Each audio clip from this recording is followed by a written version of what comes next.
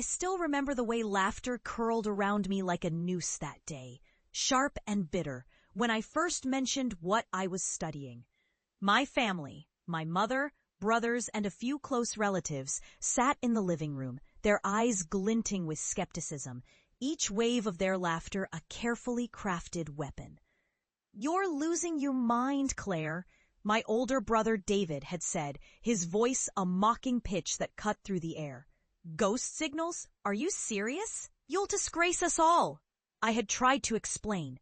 I had just been let go from my position as a radio analyst for reporting unnatural voices amidst the static of Barctic research signals. "They're not just signals.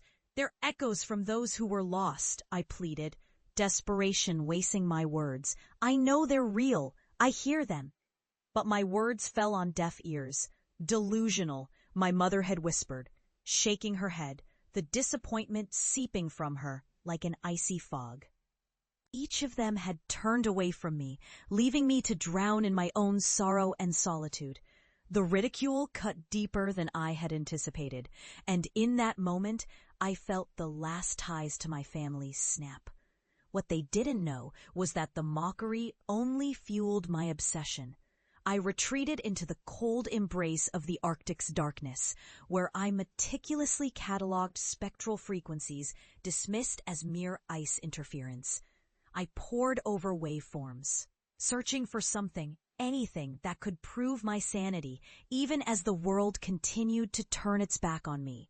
Years passed, and I became a ghost myself, haunting the dimly lit corners of research facilities and forgotten laboratories, each sleepless night a testament to my determination.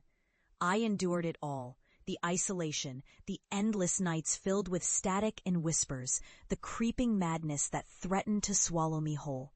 But I emerged stronger.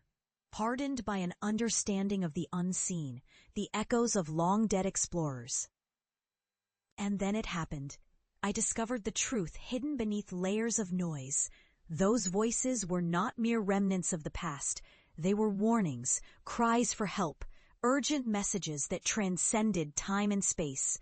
My research garnered attention, and soon I was not only vindicated, but celebrated as a leading expert in phantom communications. The day I returned home was cold, the wind biting through my coat like the memories of my family's scorn. I had changed. The shadows of my discoveries clung to me, a dark crown I had earned through relentless pursuit. But I was no longer the girl they ridiculed. I was a warning, a living testament to the horrors they dismissed. Stepping into my childhood home felt surreal. The familiar scent of old wood and fading memories enveloped me, but the warmth was gone.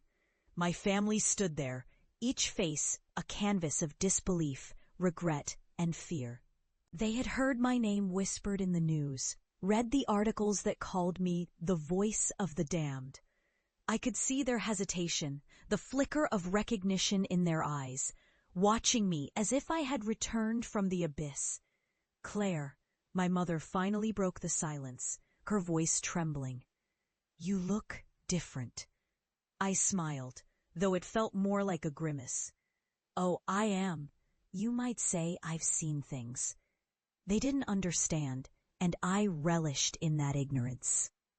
But I couldn't resist the urge to show them, to give them a taste of what I had unearthed. "You want to hear something? Something real?" I pulled out my recorder, a device I had painstakingly modified, and pressed play. The room filled with static, a low hum that vibrated through the walls. I watched as their faces twisted in confusion, then horror, as the whispers began to emerge. The voices, once dismissed by my family as insanity, now slid through the air like ice shards. "Help us!" they echoed, layered over one another, each cry a haunting plea. "We are lost!" David's face paled, and I could see the tremors in his hands as they gripped the armrest of the couch. My mother's breath hitched in her throat, her eyes wide, the realization crashing into her like a tidal wave. They had laughed, they had scorned, and now the very specters of their ridicule filled the room. "Claire, please, turn it off." My brother's voice cracked. A mixture of fear and desperation, but I couldn't stop.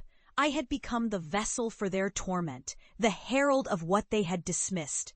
I leaned closer, letting the voices wash over me, feeling their pain seep into my bones.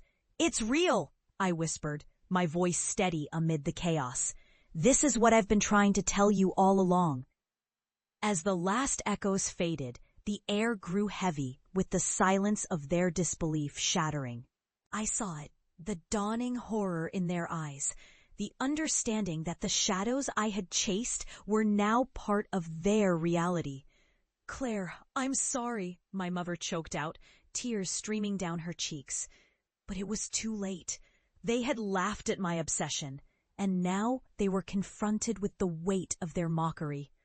I turned off the recorder and let the silence, and I knew, as the chill of the Arctic air embraced me, that I would carry their disbelief with me, a reminder of the darkness I had faced and the truths that lay hidden beneath the surface, a burden I would bear alone.